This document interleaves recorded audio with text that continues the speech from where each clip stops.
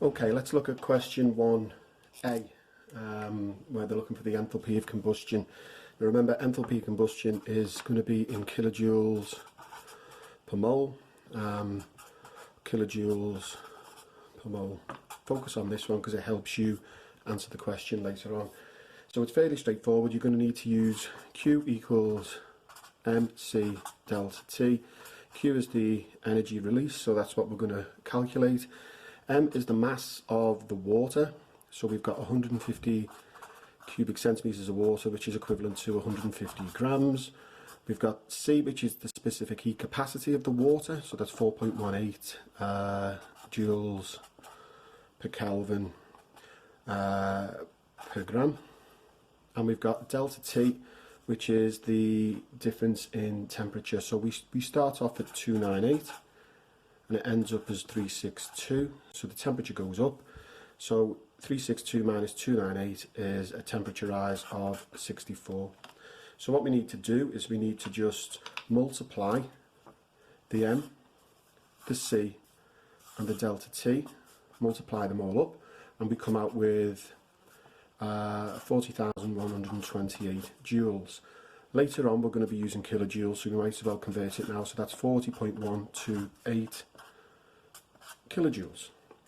Now going back to the question, it's saying that we burnt 2.21 grams of methanol. So 2.12 grams of methanol. So we've got the kilojoules, the 40.128 kilojoules. We need to work out the moles. So the moles of methanol is literally the mass that they've given us, 2.12 over the MR of the methanol. So the MR of the methanol will be 12 plus 3 and 1 is 4, plus the 16 for the oxygen, and that will come out at 32. So by the time we've divided 12.12 by 32, that should come out with 0.0663 if we go to 3 significant figures.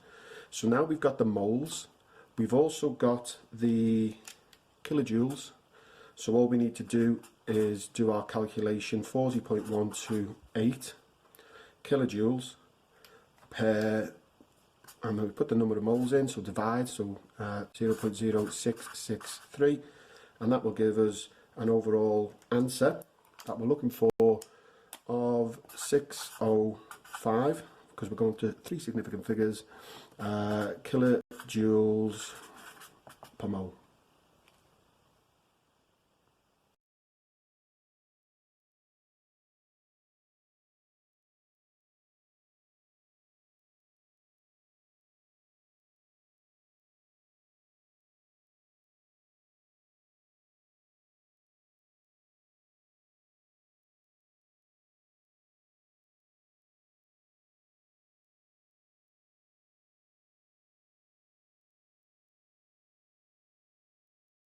Okay, question 1b asks us to consider 2 reactions, but essentially it's just GCSE stuff. So the first one is we've got methane gas plus water vapour, so another gas, and we're going to 3 lots of hydrogen plus carbon monoxide.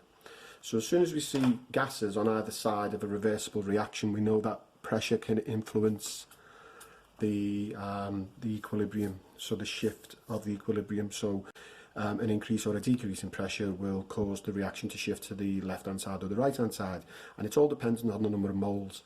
So all we need to do is count up the number of moles on either side of the equation. So on the left hand side we've got 2 moles of gas, and 4 moles on the right hand side.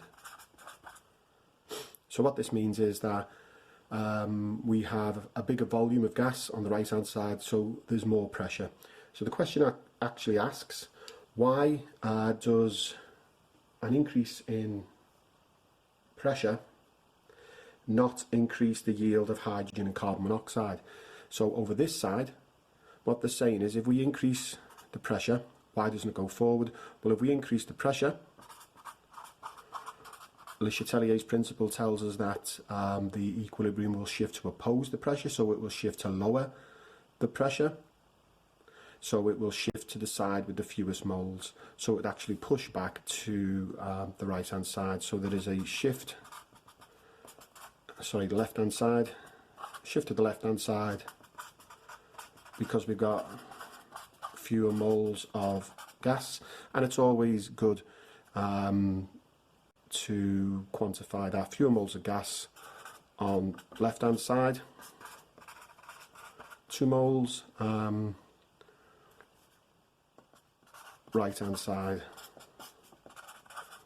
4 moles.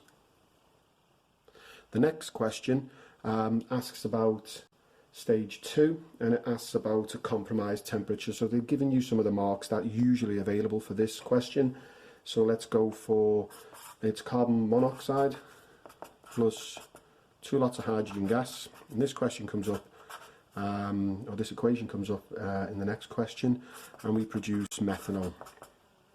Methanol is also a gas, but it's actually telling you that we've got minus 91 kilojoules per mole going forward. So that minus tells us it's exothermic. So going forward, it's exothermic. So if we wanted to, let's see, it's exo going forward. So if we wanted to encourage the forward reaction to produce the methanol, ideally we should be lowering the temperature, but we don't lower the temperature because that reduces the reaction rate. So what we do is we use a temperature of about 500 Kelvin, which is quite high. We're about nearly 200 and just over 200 Kelvin or degrees above standard temperature. So it's a relatively high temperature. So we increase the temperature. We accept that the yield is less, but the rate is faster, and that's our compromise. We get the product faster, although it's less. We accept that because it's more economically viable to produce less in a quicker time.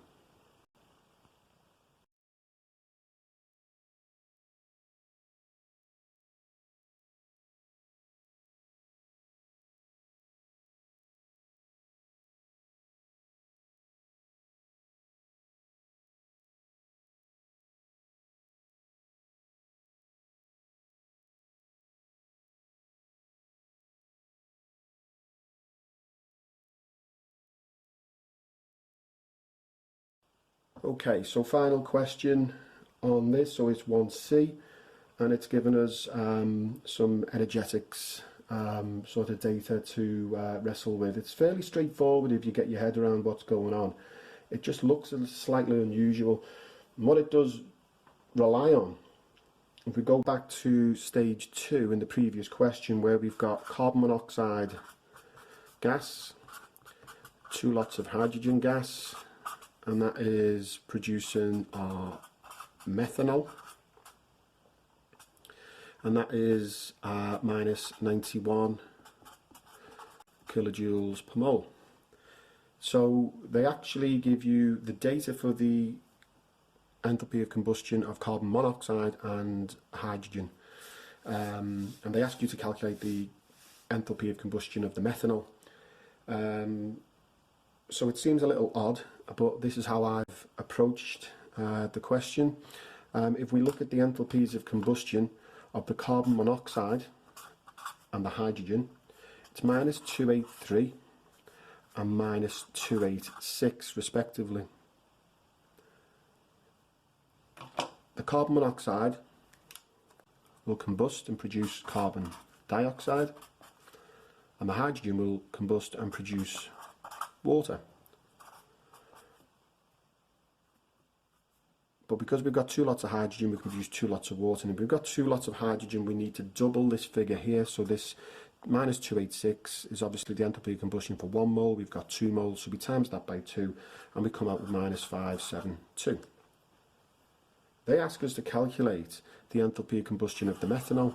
Now the methanol will combust and produce carbon dioxide and 2 lots of water, so essentially it's the same products.